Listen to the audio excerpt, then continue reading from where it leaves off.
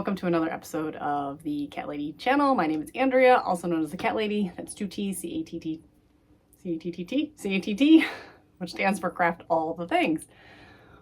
Welcome. If you're new, I am a fiber related channel. I do a lot of knitting, crochet, spinning, all sorts of yarny crafts, as well as other things such as cricket making, jewelry stuff sometimes, I don't know, random things. So I craft all the things.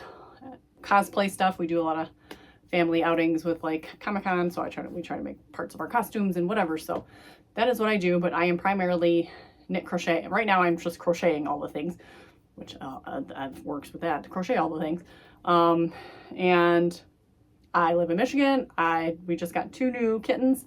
We had 2 cats that were very old, so my logo has the orange cat and the black cat, and those are definitely my OG cats, Sadie and Devo, but now we have a new orange cat and white and black cat, Calvin and Hobbs. So you will see them from time to time on the channel, hopefully. They are currently sleeping and they have not been allowed in the craft room yet. So hopefully when they're a little bit older and a little calmed, they're doing really good, but they'll be able to wander around in here too. But anyways, thank you for watching. If you want to find me on social media, you can find me as the Cat Lady pretty much everywhere. Facebook, Instagram. I have a Discord server. Just Google the Cat Lady and most everything pops up somewhere. The quickest way to get a hold of me is my email, craftycatlady@gmail.com, or thecatladydesigns@gmail.com. Everything is linked down below. Everything I talk about will be linked down below. I also have a Ravelry profile, the Cat Lady. I try to keep all my projects up to date, such as yarn usage and hook sizes and what patterns I'm working on. So sometimes I get behind, but again, I try to keep those up to date. As usual, any questions, just comment below or send me a message. So we will jump right to it. So last I talked to you, I had just set up my Tru-Knit sock machine. It's a circular sock machine.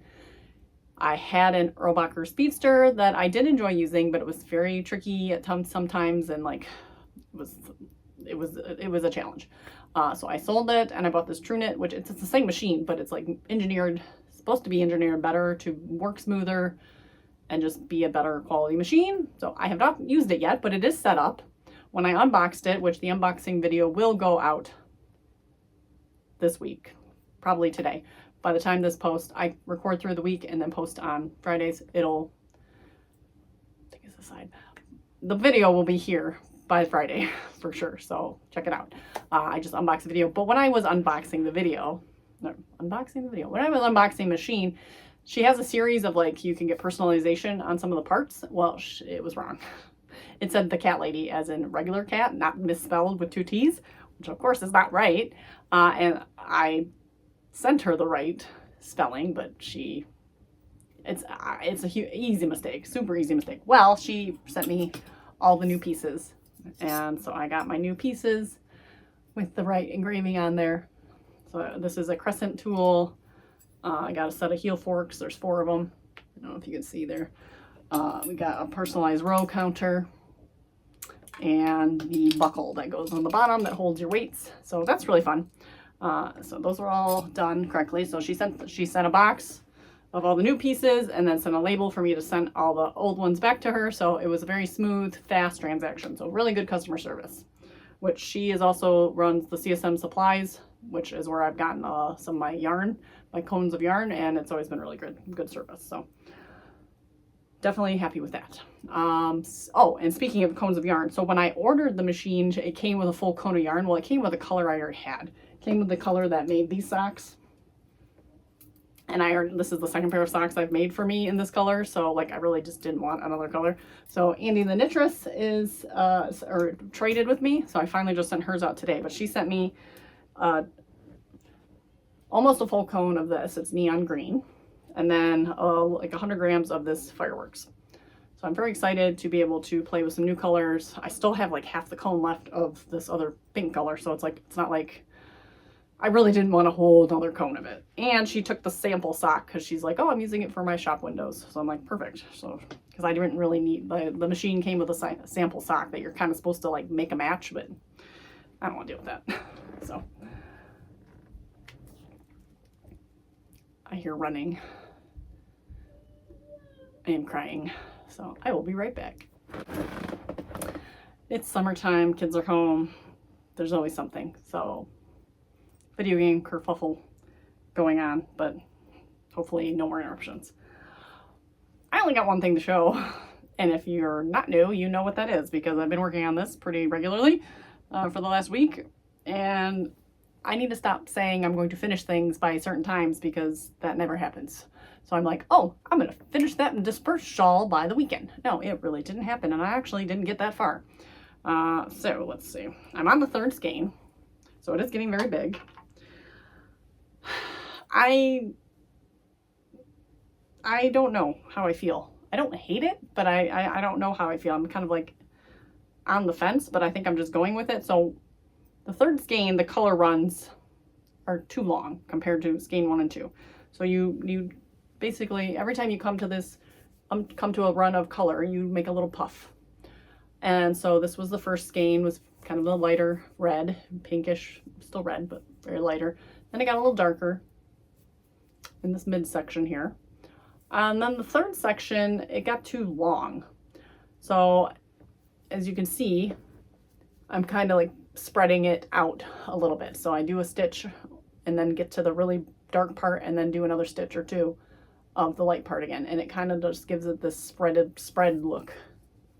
And I'm kind of just going with it because I tried to make it all one puff, but the puffs were kind of big and then they were all stacking. So like every single puff was literally falling on top of each other. So like you see those two are on top of each other. Well, I made it up to like 3 or 4 rows and they were all stacking every single thing. So it just looked like lines, which again, they're kind of clustering.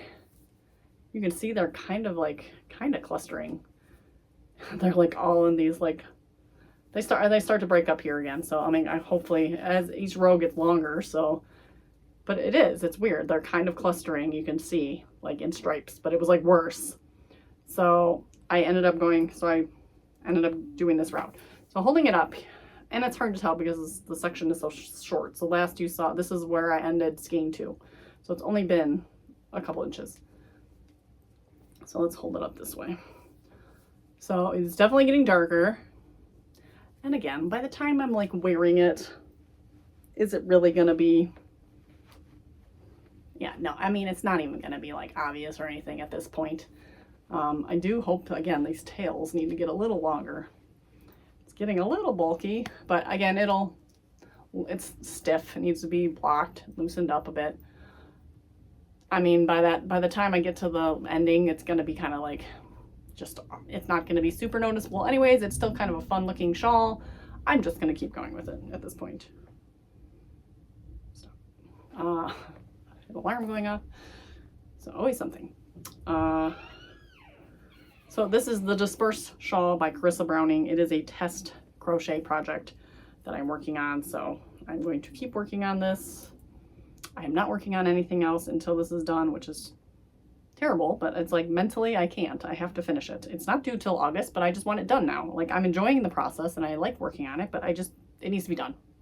For my own sanity, it needs to be done. And then I will go back to the Magic Carp hats and my Lotus skirt and whatever else ends up stop drop and make on my stop drop. I kind of want to make the Taylor Swift dress. I don't care for Taylor Swift. I don't love her. I don't hate her. I don't not like her, but I don't listen to that kind of music typically, basically. So she's indifferent. I'm indifferent to Taylor Swift at this point. But I like that crochet dress and like everybody's making it and I want to jump on the bandwagon and make it. It's super easy, but not now. Obviously it's the super trendy thing to do right now, but we are not going down that path. But if you've made it or know somebody or whatever, feel free to share because I'd love to see it. So I still have a bunch of other clothes on my short list of things I want to make. So that's it for today. It's Tuesday. It's Tuesday. That's all I have to say.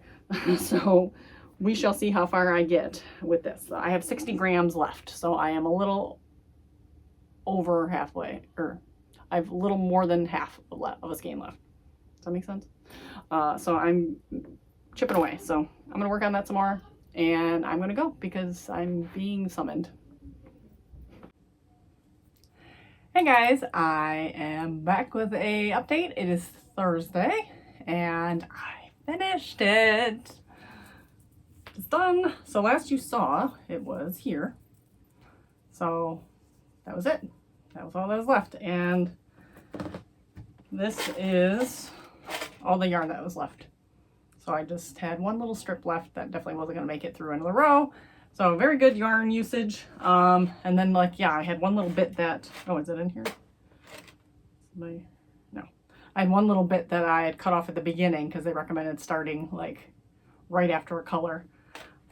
So again, this is the Disperse Shawl by Carissa Browning. It's a test crochet. And I started with the lighter color here. It goes into your medium color here and then kind of gets a little bit dark and more spread a little bit at the end. It's darker, but honestly, I like it. I like it. It turned out pretty much how I expected, I guess. I don't know. And it's nice and big. It's this perfect size. So for crochet, since crochet eats up a lot of yarn, 3 skeins was perfect. It's nice and big, but it's not too big. Can wrap. I obviously need to block it, but my tails aren't too short.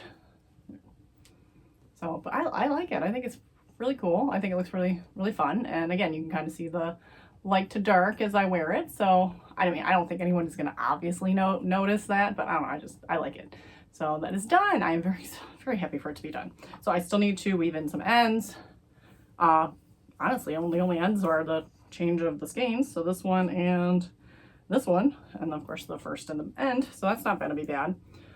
And I can take these off, but yeah, I need to block it. I'll block it first, and then I will weave in the ends. And I have to like figure out what side I want to be the front side, and then pop out all the puffs. Because it's like if you worked them on certain sizes, they tend to pop out on whatever side. So not that it's super noticeable either, but it might bother me a little bit. So I think I've determined this is the back since the ends are on that. So this is the front. I don't know if it matters. Does it matter? Am I gonna really make? Is it gonna make a difference to me about like which way my ends go and my? I guess I put it on the other way, didn't I? So I think that's fine. I don't think it matters. I just got to remember which side is. If I do my ends, well, yeah. I guess if I just leave it where they're popped in and out on both sides, I don't know. So yay! It's all done. It did get a little like patterned here. You can see it's like whoop, whoop, whoop, like in a pattern. So it's kind of funny, but I am just glad to have that done because it was enjoyable. It was easy. I would make another one. Being that it was on a deadline, even though the deadline, I have like another month and a half to finish it. I just wanted to be done. So I'm glad it's done. Oh, is this? No. Okay. And I played around with my sock knitting machine a little bit. I tried to use the ribber, and all 100% user error. I never remember how to put it into the machine so that it catches right. And so I had started a tube, and then I was like, okay, I'm going to try to start ribbing, and I didn't load it right. So of course it completely just jacked up. So I just have my tube, but this is just some of the active yarn. I think I adjusted the tension a little bit so it's where I want it. I got to the rows per inch that I had gotten on my old machine, and I feel like it might be a little stiffer to crank, but I did adjust the handle a little bit, and maybe it's okay. I feel like I'm just overly sensitive to everything since it's a new machine, and I'm like trying to remember how my old machine felt and this and that, whatever. The old machine, I mean, it's a little hefty to crank too. It's a big round crank. I feel like it's fine, but the owner is trying to convince me to swap out for the reduced ratio, which is definitely easier to crank. But like I said before, I think I mentioned it, like it's a whole, instead of the 1-to-1 where it's one full crank equals a full round, it's like one crank will take you like, it'll take you like 2.5 cranks to get around. So like you crank more, it's kind of like a bicycle. So like when you go up a big hill on a bicycle, you pedal more, but it's easier to pedal. And then you get up. Whereas if you pedaled stronger, it's harder, but you'd go up quicker. It's literally that same concept. So it's like putting a lower gear on my machine. So I don't know. I could just buy another crank, but I don't handle like you, so I can swap them out as I wanted, but I really just don't want to because I don't want to spend the money. But she said I could swap it out, like since it's new machine, I could just swap it now, but I don't know. I don't want to. I really just like the one-to-one because it's like I know where to stop the handle and whatever in the machine. I mean, I guess I'm not really looking at the handle when I'm stopping. I'm looking at the machine probably. So maybe it wouldn't matter. I don't know. But I gotta decide like now because, you know, she's not gonna want to like let me swap it much longer. So I need to figure that out. And I need to figure out this ribbing because I really want to make sure that I can understand the ribbing. But so I might try that today. No, I don't know. It's Thursday. Both kids have music lessons tonight at the same time, which I sort of purposely planned because just, again, it's hard to get everything back to back in the right time and traffic and whatever. So they're both at the same time. So I have to take one and Jim has to take the other one. So it works out a little bit better, but there's so much traffic around here that I gotta like figure out which way Jim needs to go to get to David's lesson. And then I'm taking Emily to her lesson. And then I have a outing with a friend afterwards. So a little bit busy and I gotta make dinner. So I'm going to go prep dinner. I'm making sushi bowls. And we made them earlier this week and they are basically like California roll style sushi. So the imitation crab. Oh, I didn't buy an avocado. Darn it. Oh no, I have avocados. Scratch that. Imitation crab, avocado, cucumber, and then I also add carrot strips, like the little matchstick carrots, and edamame, and then sesame seeds, and then we have like the eel sauce and the spicy mayo, which I do not like. I'll eat it when we get sushi from the grocery store. They always have that spicy mayo on it. It just drives me nuts because like all of them have it on there.